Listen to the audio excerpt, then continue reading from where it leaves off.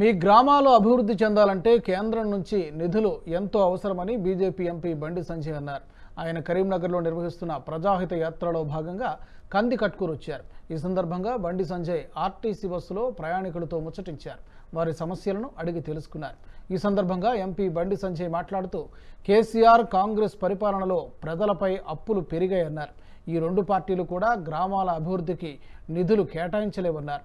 కరీంనగర్లో గ్రామాల అభివృద్ధికి ప్రధాని మోదీ కోట్లాది రూపాయల నిధులు కేటాయించినట్టు చెప్పారు. ప్రజల కోసం పాటుపడుతున్న నాపై 100 కేసులు పెట్టారని విమర్శించారు. కేసులకు భయపడేది లేదన్నారు. మాపై ఎలాంటి ఇసుక దందా కేసులు లేవన్నారు. మీకోసం పోరాడుతున్న తనకు ఓటు వేసి గెలిపించాలని కోరారు. కాంగ్రెస్ పార్టీ కార్యకర్తలకు గాని బీఆర్ఎస్ పార్టీ కార్యకర్తలకు మేము వ్యతిరేకం కాదు. ఇలా వాళ్ళు కూడా జెడ్పీటీసీ ఎంపీటీసీ గెలవాలనుకుంటారు. ఏ పార్టీ కార్యకర్తలు వాళ్ళ పార్టీ కోసం పనిచేస్తారు, చాలా మంచోడు. మా పార్టీ కార్యకర్తలు మా పార్టీ కోసం పనిచేస్తారు. ఇలా ఎంపీటీసీ జెడ్పీటీసీ వార్డు మెంబర్ కావాలని అన్ని పార్టీల కార్యకర్తలు కోరుకుంటారు. కానీ మీరు గెలిచినాక ప్రజల్లో తలెత్తుకొని తిరగాలంటే కేంద్ర ప్రభుత్వం నుంచి నిధులు రావాలి. నిధులు రావాలంటే కేంద్రంలో మళ్ళా ఏర్పడేది నరేంద్ర మోడీ ప్రభుత్వం. కానీ నరేంద్ర మోడీ ప్రభుత్వం ఏర్పడాలంటే ఇక్కడ భారతీయ జనతా పార్టీ అభ్యర్థి గెలవాలి.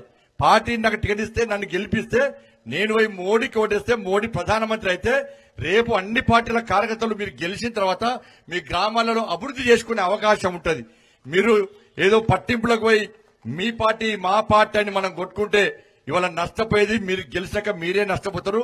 రాష్ట్ర ప్రభుత్వం గతంలో కేసీఆర్ ఒక్క పైసలే, ఈ రాష్ట్ర ప్రభుత్వం కూడా జీతాలు ఇచ్చే పరిస్థితి లేదు. ఇది ఎన్నికల నెల కాబట్టి ఈ పోయిన నెల జీతాలు ఇచ్చిర్రు, ఈ నెల జీతాలు ఇస్తారు. ఇక వచ్చే నెల 15వ తారీఖు కూడా జీతాలు ఇచ్చే పరిస్థితి లేదు. ఇలా మోడీ సారు 2,40,000 ఇండ్లు ఇచ్చాడు. పేదోళ్ళకి ఇండ్లు ఇచ్చారు. పేదోళ్ళకి ఇండ్లు ఇస్తే కేసీఆర్ సార్ ఒక్క ఇల్లు ఇవ్వలే. అక్కడక్కడ 50-100 కట్టించి ఏదో బిస్కెట్ వేసినట్టు ఇవో ఇల్లు చూడుర్రి, మాకు ఓటేరి, మీకు ఇల్లు ఇస్తామంటారు.